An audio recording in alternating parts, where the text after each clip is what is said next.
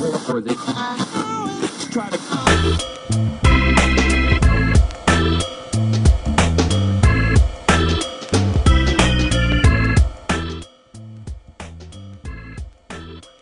back with Lee Terbosic, comedic magician, talking about how he went from having a childhood passion to turn into a business.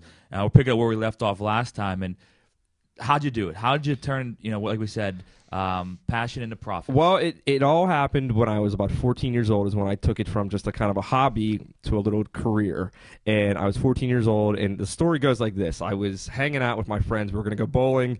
We're sitting in a Pizza Hut restaurant, and I'm performing, doing a couple tricks for my buddies, and the waitress walks over, says, "Hey, you're a magician?" I did a couple tricks for her.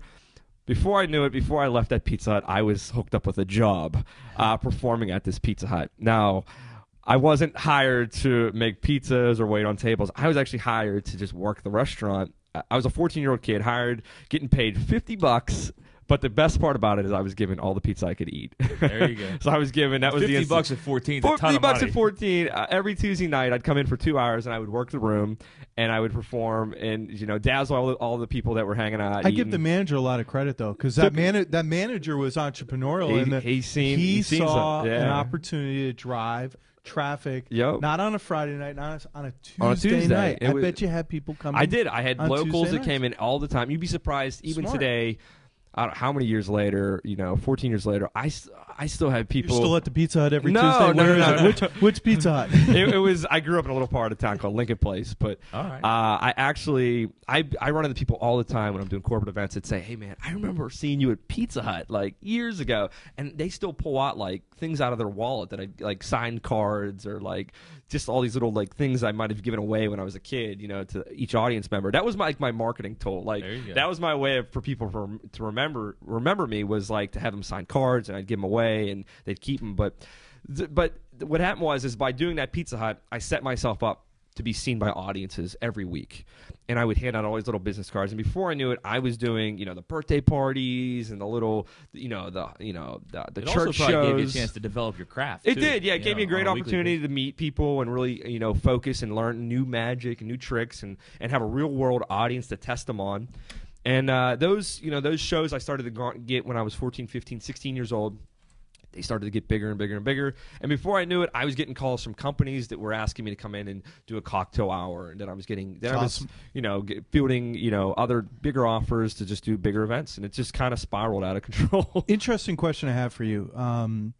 We think about careers. I think about working and how many hours I put in and all this. And I know you travel a lot and you go to these gigs and what have you. But from the standpoint of like an athlete is working out, running, blah, blah, blah. How much practice, how much time do you have to devote to your craft so that when you're in front of somebody? So what's the ratio? I could tell you this.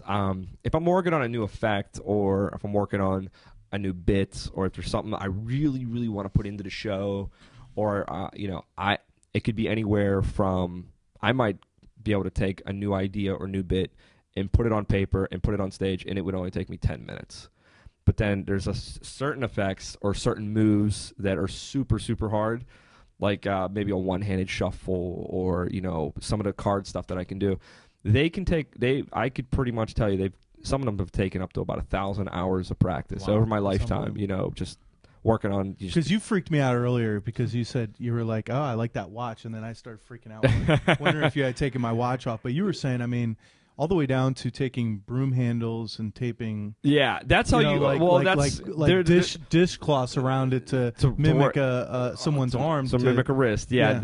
There's a whole bunch of different avenues of magic in this type of performance art. There's mentalism, there's illusion, there's sleight of hand, but one of them is actually called theatrical pickpocketing, where in essence, you're literally stealing from people for show. It's not for financial gain. It's all for the act or for the show. But people ought to know if they don't start getting a hold of you and hiring you to do events, if you ever get dry at one point or another, I will never go hungry, man. There is going to be a lot of wallets and watches disappearing in the Pittsburgh area. That's what people need to realize, though, right?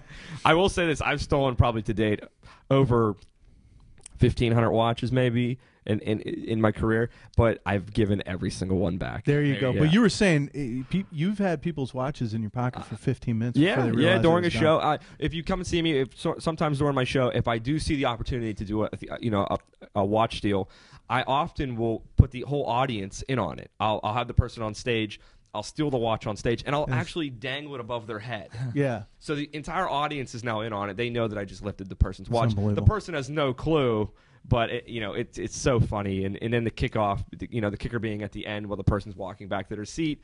I obviously give it back to them. They freak out. Audience goes crazy. It's well, we're gonna make our audience go crazy because the next segment. It's time to see some of those. Yeah, we're gonna show you doing some of your best bits. Once again.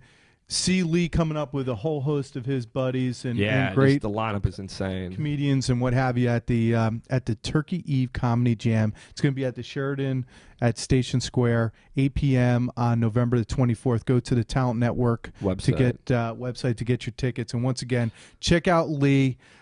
Google his name, some of the videos on YouTube, and the other plays. I keep Vimeo. I don't know why I had such a hard time with Vimeo, but once again, Lee, and it's Terbosic.